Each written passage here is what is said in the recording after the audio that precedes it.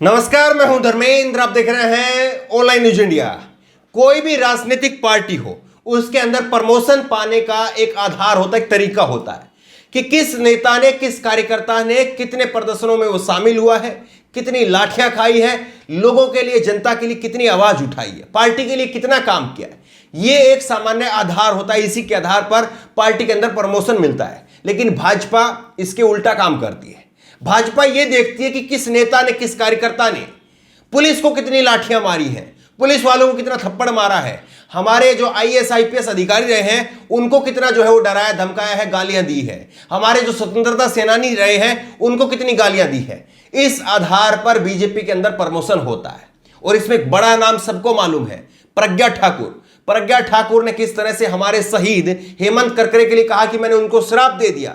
नथुराम गोडसे की उन्होंने बड़ाई की कि नथुराम गोडसे ने ठीक किया महात्मा गांधी जी को गोली मार करके।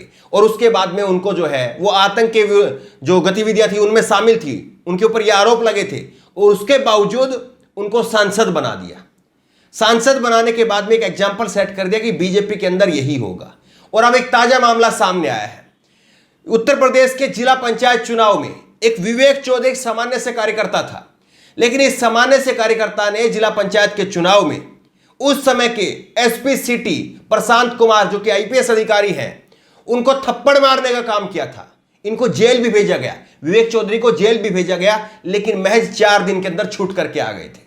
और अब इनको जिला अध्यक्ष बना दिया गया। यह है बीजेपी के अंदर काम करने का तरीका। बीजेपी ऐसे एग्जाम्पल सेट करती है कि अगर आपको प्रमोशन पाना है, आपको बड़ा नेता बनना है, तो फिर आपको ऐसे कारनामे करने पड़ेंगे। कुछ लोग फिर इस बात को लंबा का अगर खींच करके ले जाते हैं तो अमित शाह तक जोड़ करके देख देते हैं कि अमित शाह और किस तरह से डीसी वंजारा जो है उनके साथ में जो कुछ हुआ उसको जोड़ करके भी लोग कहते हैं कि आप देखिए अमित शाह गृह मंत्री बन गए। ऐसे लोग भी जो है एग्जाम्पल देते हैं। लेकिन ये खबर आप देखिए, एसपी को थप्पड़ मारने वाला बना भाजपा युवा मोर्चा का जिला अध्यक्ष। इटावा के ब्लॉक प्रमुख के चुनाव के दौरान बवाल में एसपी सिटी से हुआ था विवाद। दरअसल आपको मालूम है कि जिला पंचायत के चुनाव हुए थे और ये घटना जो है वो 10 जुलाई की थी। 10 जुलाई को इस विवेक चौधरी ने, एसपी सिटी है, उनका नाम है SP city Prashant Kumar, IPS है, और आईपीएस प्रशांत कुमार ने कहा था कि बीजेपी के एमएलए और जिला अध्यक्ष, ये वीडियो भी वायरल हुई थी, उस वक्त में हमने आपको खबर दिखाई थी। इन्होंने कहा था कि बीजेपी के एमएलए और जिला अध्यक्ष बम लेकर के आ गए हैं, मुझे थप्पड़ मारा है। वो फोन पर अपने आला अधिकारियों को इसकी शिकायत कर रहे थे। लेकिन उस घटना के बाद में क्या हुआ मालूम आपको? उस घटना के बाद में यह हुआ कि एसपी सिटी प्रशांत कुमार को उनका तबादला कर दिया जाता है, उनको हटा दिया जाता है। और इस युवक को, ये जो विवेक चौधरी है, जिसको उर्फ संजू चौधरी भी कहते हैं, इसको जो है वो 12 जुलाई को गिरफ्तार किया जाता है। उस मामले में 150 लोगों पर अज्ञात एफआईआर हुई थी, 2 लोगों की केवल गिरफ्तारी हुई थी। और इसमें 12 जुलाई को इसको गिरफ्तार किया जाता है और 16 जुलाई को इसको छोड़ दिया जाता है। मैं जो चौथे दिन जो है इसको छोड़ दिया जाता है। लेकिन अब इसी को लेकर के इसके जो विधायक हैं सरिता भदौरिया और जिला अध्यक्ष अजय धाकरे, ये योगी आदित्यनाथ से मिले हैं 15 अगस्त को। 15 अगस्त को ये योगी आदित्यनाथ से मिलते हैं और योगी आदित्यनाथ से मिलकर के कहते हैं कि इस हमारे लड़के ने बढ़िया काम किया था, एसपी सिटी को थप्पड़ मारा था और आपको वहां से जितवा करके भेजा था, इसको इनाम दीजिए। और योगी आदित्यनाथ साहब के कहने पर जो है उनको भाजपा युवा मोर्चा का जिला अध्यक्ष जो है बना दिया गया। अब आप बताइए कैसे जो है वो कोई अधिकारी काम करेगा, कैसे कोई अधिकारी नेताओं के सामने तन करके खड़ा हो पाएगा, कैसे कोई अधिकारी सरकारी डंडे का इनका रोब दिखा पाएगा, इनको डरा पाएगा।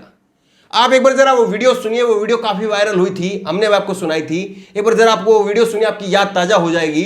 कैसे वो आईपीएस अधिकारी प्रशांत कुमार कह रहे थे कि बीजेपी के एमएलए और जिला अध्यक्ष जो है बम लेकर के आगे मुझे थप्पड़ मारा है। सुनिए आप। ये का पूरा पत्थर होता है, रीटा पत्थर, मुझे भी थप्पड़ मारा इन्होंने सर। ये लोग बम भी लेकर आए थे सर, बीजेपी वाले, विधायक और जिला अध्यक्ष। विमल भी है था, हाँ, इनके साथ विमल भदौरिया था।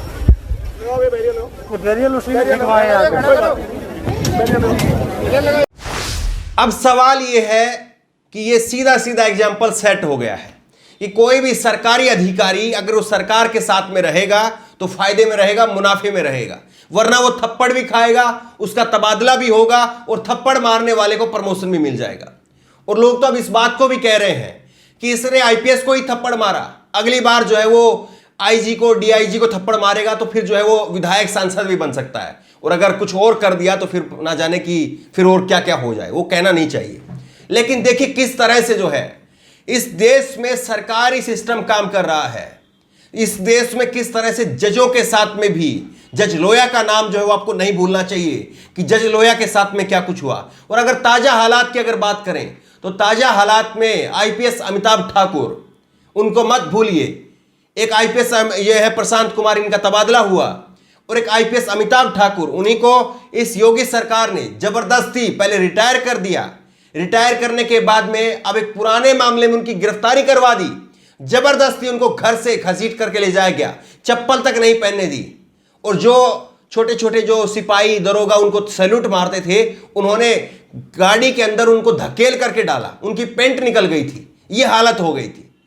लेकिन किस तरह से अब एक और खबर आई इस मामले में कि आईपीएस अमिताभ ठाकुर के ऊपर एक और एफआईआर कर दी कि इन्होंने पुलिस के साथ में मारपीट की।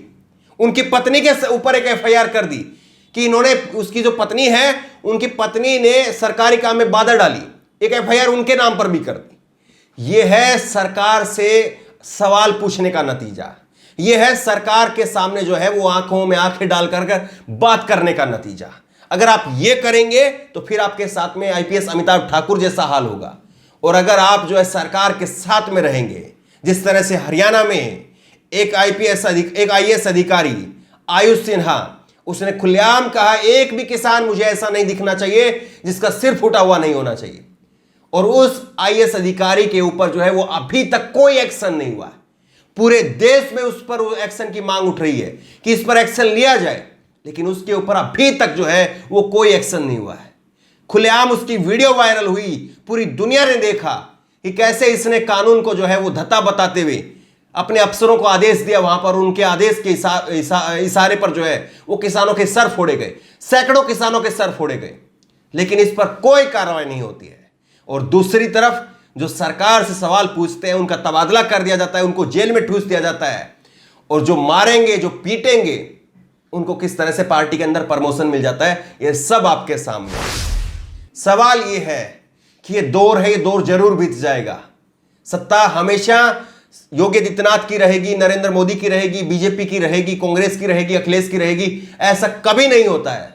सत्ता किसी की परमानेंट नहीं है, सत्ता तो आनी जानी है। लेकिन जो आज कुछ हो रहा है वो लिखा जरूर जा रहा है, वो इतिहास के पन्नों में दर्ज जरूर हो रहा है।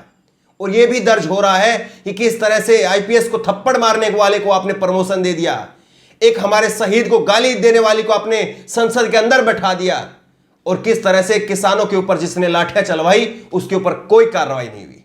ये सब कुछ जो है वो इतिहास के पन्नों में दर्ज हो रहा है। आज भले ही लोग नहीं बोलेंगे, लेकिन आने वाले समय पर लोग इन पन्नों को पलटेंगे, और सरकार के सामने जो है उस समय पर जो भी नेता होंगे वो जरूर रखेंगे कि देखिए उस समय की सरकारों ने क्या कुछ किया था। बहरहाल इस खबर को शेयर करिए ताकि लोगों को पता चल सके कि कैसे सरकार से सवाल पूछने वालों के खिलाफ जो है सरकार किस तरह का एक्शन लेती है, और जो अधिकारियों के ऊपर थप्पड़ बरसाते हैं उनको क्या इनाम मिलता है। इस खबर को लेकर, इस वीडियो को लेकर आपकी जो भी राय हो नीचे कमेंट बॉक्स में अपनी राय जरूर दें, और इसी तरह की तमाम खबरों के लिए ऑनलाइन न्यूज इंडेक्स सब्सक्राइब करें, साथ में जो बेल आइकन है घंटी उसको जरूर दबाएं ताकि जैसे कि वीडियो अपलोड करें उसकी नोटिफिकेशन आपको तुरंत मिल सके। धन्यवाद। इस खबर को अभी लाइक करें, शेयर करें, अभी चैनल को सब्सक्राइब करें और घंटी जरूर दबाएं।